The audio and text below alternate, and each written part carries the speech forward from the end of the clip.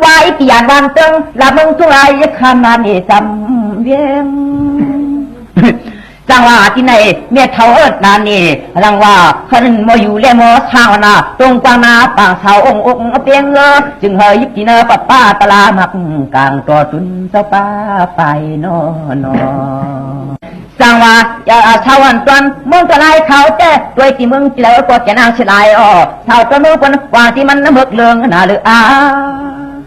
จังหวะสวรรค์จวนเมืองเปิดวางก็ได้นะเฮ้ยแล้วในชุมพรนับกินเจ้ากินโผล่เชมัดเชมูเปียก็ตับให้เอาอยู่มีกันนะพาก็จริงๆมาขุนเราเชียงไว้กลางนะเขาสอนมาต่างพระรามันก็เคยนอนกับพันว่าเมียเท่าว่านอน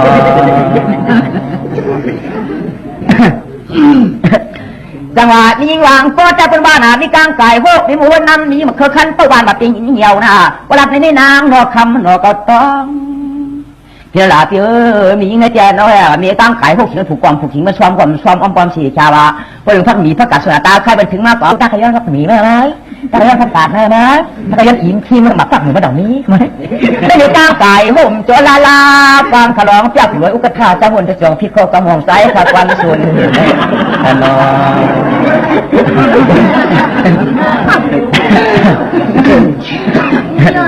จังหวะที่ในตั้งขายห่มคนนั้นมีหมู่คนนั้นในสังคมเมืองมาตำชาเขื่อนเตยเขื่อนความค่าถึงชีนั้นตายในฟอจัดลายตังไอ้เนี่ยจะไหนมั้งสมัยก็ไม่มีหมู่คนนั้นเลยนะไอ้นั่นมือบ้างก่อนว่าไหนยังไม่เหรอไอ้นั่นมันชินว่าไหนยังไม่ก็ไม่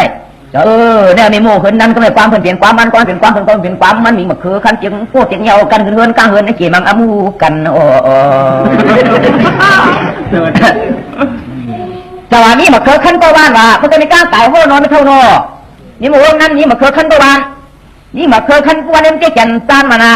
ย่าผู้ชายเอาเสียขาละโอ้ละในกองมือได้ยักนำกันเที่ยวยาวโอ้ละขาดมาเมื่อก่อนนึงมาให้ขาเชื่อมือโปรจับเสือตัวใจแล้วมีมาเคยขั้นเนี่ยก็เป็นกะหรี่โจ้ป่ามุ่นยอมมุ่นยุ่งมันก็ได้ไต่จิ้มมันคือลายไม่เท่าเชื่อเฮ็ดมาแต่สั่งถูกปีคำมันง่ายเรากันต่อกาเจ้าในนี้ลูกใจของอ้วมหันอย่างเนี่ยเมื่อวานอยู่นะภาพบางเรื่องแจงเสียงนั่นไม่เท่าเราเรียงควันพัดตานเนี่ยมันเป็นผู้หญิงใจจุกมาในผู้หญิงจุกเอาผู้ใจมันการเกินการเงินกี่ลิฮะมันสร้างสุดแหววเยา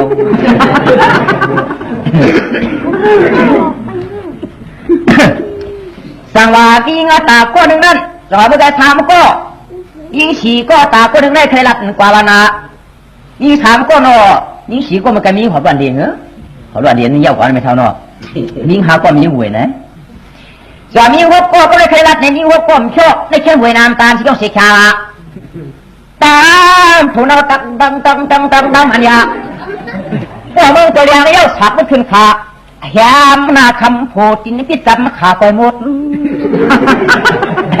ว่าตั้งแต่แค่เขาสังใช่ไหมก็ต้องไปหน้าโผล่ของเรานะโอ้ไม่ก็เจ็บน้ำตัดจ้องกินตาปิดตังตัวหน้ากันหน้าเฮินอ้วน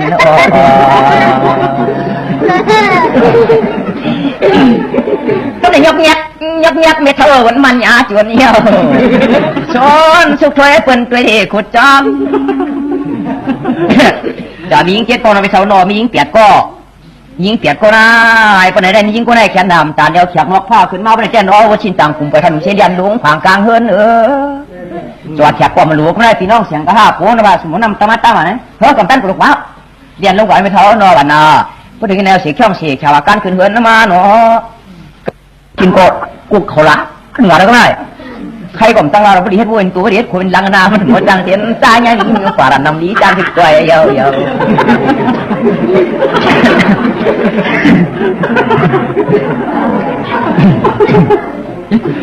จังหวะนั้นประกาศเขาเอาบวกว่าเขาแกงเลี้ยวกันไงอาดเปี้ยวก็ว่าเมื่อไหร่ยำก็ไม่เจ็บตางชินเชี่ยวหยิบมาเสือกจอม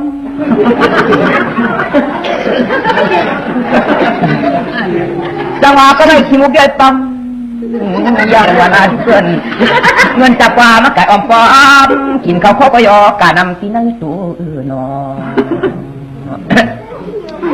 จะมีเจ้าก็แก่ก็เป็นไงไม่เท่าวันน่ะอีกต้องนัดได้เป็นผีตะเฮินไม่เท่าเนาะอีกต้องนัดให้มันเนี่ยกว่าในว่ากันไหนผีตะเฮินปลายบาผีบอมลงไม้เปิ้ลภายในโฮมภายในก็ชือพี่กินขี้ขับน้ำลายได้ก็ไหนหนาวตรงเ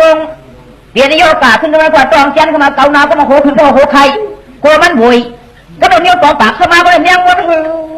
โอ้โหแรงตัวนั่งฟังน้ำผักกัดหุ่นนะแต่ว่าก็เลยมันแมงวันคุณฉินมีมาก็ได้เอาเรื่องอดีตไม่ยิ่งเลยเพื่อนแกเพียนหนักเสียหลับเที่ยวนมรัดน้ำมันมีเท่าน่ะเนี่ย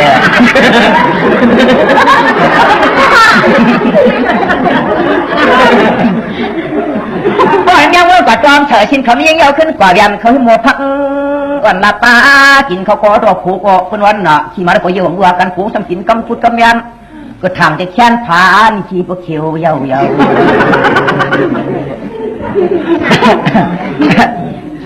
แต่ว่าแกก็ต้องในเท่านั้นชิบก็มียิงสังปองจังละการเรือบนต้นผู้ตายจากปากกานางนับจำสอบจะลวงเหี่ยวนะยามเตียงขึ้นในชีวิตจากเมืองคนพวกปากก้าต่างคนบนดินส่วนเมืองยนเอาคนมาดีกับมัวปลาโซมันเลี้ยวยัง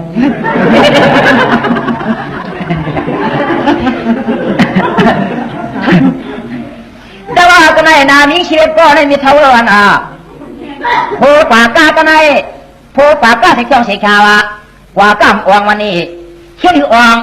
เธอจะความยิงหมึกจอมลังนาไว้จะพยายามพักเรื่องพักเยี่ยวเอาผู้ใจเบาเขาเปิดนะลูกเพราะว่าต่างในอีที่ห้างยุกจับจือจับเชียงยาว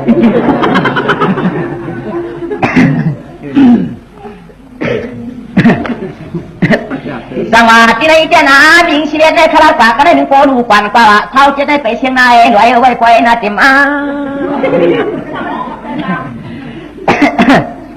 จังหวะที่ในเจ้าขลองจะเลี้ยงกาวานี่มังกราปันก็จองกว่าหลังลาปมดทอมในโซตาพี่ว่าเมื่อไงน่ะเนาะปมดทอมกันในจันนาตาใครนวลนำว่าที่ในเจ้าหน้าเดี๋ยวละปนาสาวขอไปทอมหน้าปินาปานงอาจันนาเยอะผู้ใจได้มันแก่นก่อยเจมิเจผู้ชายนึงก็กินเหล้าสิเขี้ยวสิชาพี่หักเสือโคนะนี่นะเมื่อพิลุพิเนต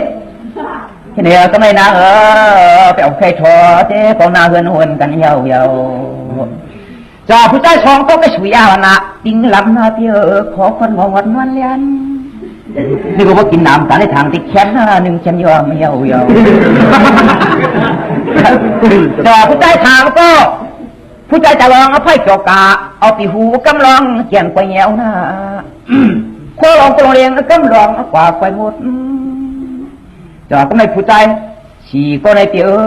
เป็นผู้ใจอย่างนั้นนอนอ้างนอนวันนี้ผู้ใจสงสารมันน่ะมันถ่วงกองยองน่ะมันเจ็บที่ไหนก่อนนะไอ้ไว้ตัวนะจอว่าผ่านใครจำวัดนี่แล้วลงน้ำถังเมาซุบในซุบหน้ามือที่นอนสี่ก็เลยผู้ใจหาก็ผู้ใจหาก็จะนาเนี่ยบอกมึงโพตันอุกูไม่ได้ทองยองจังพี่พนันเนื้อความใจจุกลักวูบนี่มันกว่าใครจนเมืองไทยจะได้สั่งว่าที่ผู้ใจหาก็ได้สั่งว่านี่แต่ก็ขอคนนั้นออกวันน่ะเคยลักวูเขาเมียวผู้ก่อปันแต่ก็กว่าเป็นเหลียวก็เลยถามมันตรงกับจ้องสูสู่กับประธานตานาคายละประธานาหวนเท่นาที่นี่นี่ไม่หลายนิ้วอันในนางยาวหน้าคนงานนี่น้องมันนอสว่าผู้ใจหกก็ผู้ใจหกคนสมันเป็นเวลาเปียต้องเลี้ยงเมียนานจำน้ำไข่ขาดห้องก็ต้องสว่าผู้ใจหกคนในเดียเตียวจังหวะผู้ใจพ่อโมพ่อหวานพ่อโมพ่อโมพักก็ได้พ่อเฮิร์นพ่อเย่ไว้เนียงขาวหวานพ่อเฮิร์นได้เออนะอันนั้นแต่พอมันหมอทูหนอนวันความจังจันกูพันบุตรตายเยาวันนอจังหวะผู้ใจเจ็ดก็ผู้ใจเจ็ดก็ได้จอดนั่งต้องกันแรงอย่างนางล้านนางไม้ที่ว่าเมื่อไงน้องต้อง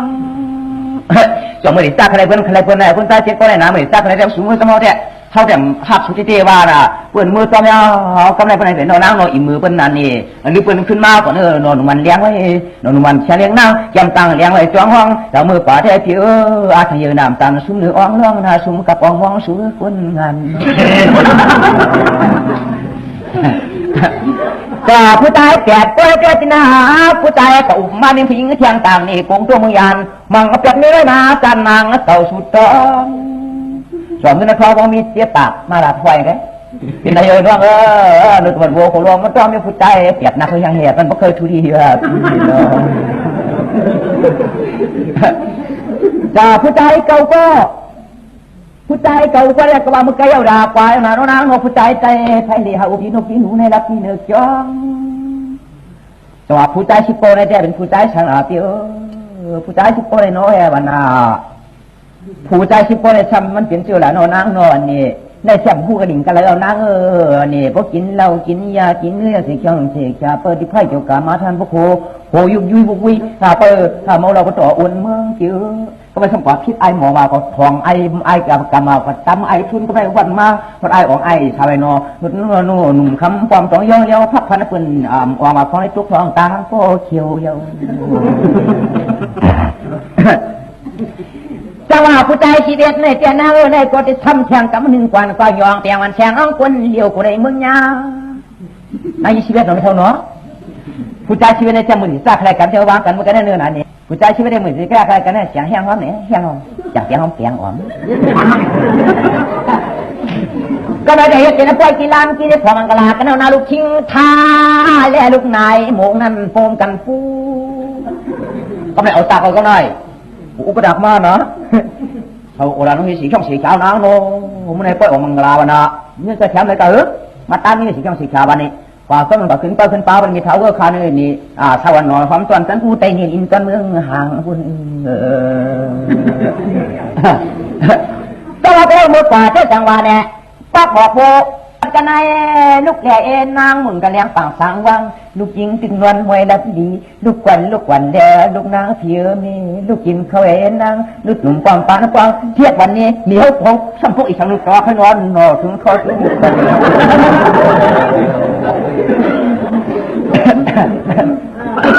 ก็วัดป่าขึ้นโต๊ะแล้วนะเมื่อป่าปักหมอโพเห็นเขาบอกว่าแช่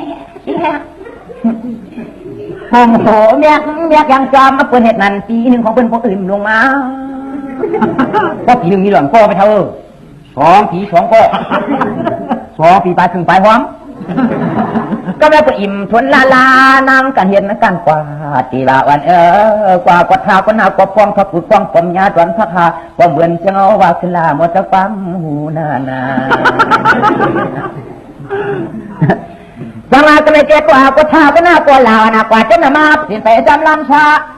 ไม่ได้ตามฟังอย่าไปว่ามันเอนางผู้มันร้องกองกับอะไรดีกล้วยน่าชนจันกวนนะครับกวนกว่าหันมาเดี๋ยวเอ็นได้กับเชือกเอ็นได้กับลูให้มือละ